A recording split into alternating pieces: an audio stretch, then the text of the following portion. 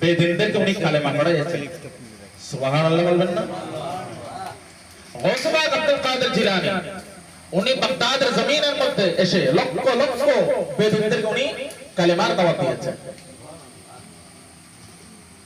এভাবে আল্লাহর ওলিগণ যেখানে গিয়েছেন, আমরা বলি শুধু বাংলাদেশে আল্লাহ বলেছেন, পৃথিবী থেকে 57টা রাজ্যের মধ্যে যে দেশের মধ্যে আল্লাহর একজন ওলি নাই, কামেল ওলি নাই, এরকম যদি দেখাইতে না পারি তাহলে আমরা ওলিদের নাম উচ্চারণ করব না।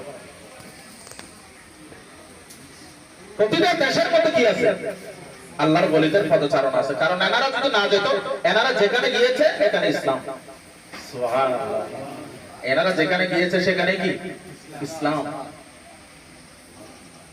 আর এই ওলি, এই যে ওলিদের অনুসরণ আমরা কেন করব?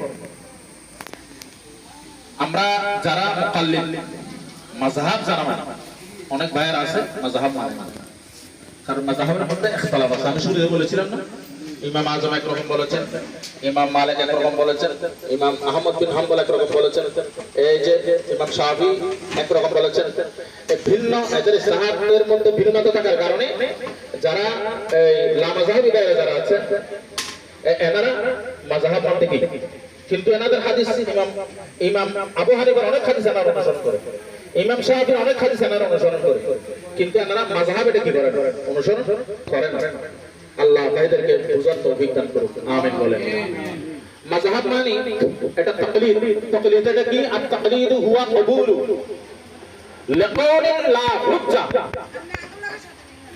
অর্থাৎ আমরা আমাদের দেশের মধ্যে রবীন্দ্রনাথ ঠাকুরের দর্শন নিয়ে কি করে না, সমালোচনা করে না। ঈশ্বরচন্দ্র বিদ্যাসাগরের দর্শন নিয়ে কেউ সমালোচনা করে না। আপনার আল্লাহর মাহবুব বলেছেন, আমার উম্মতের মধ্যে এমন কতগুলো জ্ঞানী মহাজ্ঞানী আবির্ভাব হবে যেনারা আসমানের ভিতরে যদি কোনো এলম যদি লুকিয়ে থাকে এগুলো পর্যন্ত জমিনের মধ্যে ছিনিয়ে আনবে।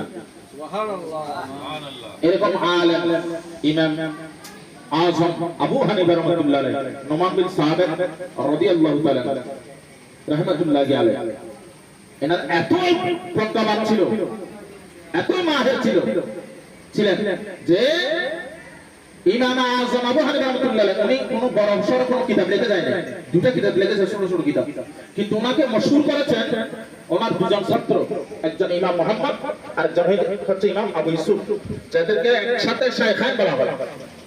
এনারা দুজনেই ইমাম আযমের প্রজ্ঞাগুলো সারা বিশ্বের জমিনের মধ্যে কায়েম করে দিয়েছে। সুবহানাল্লাহ।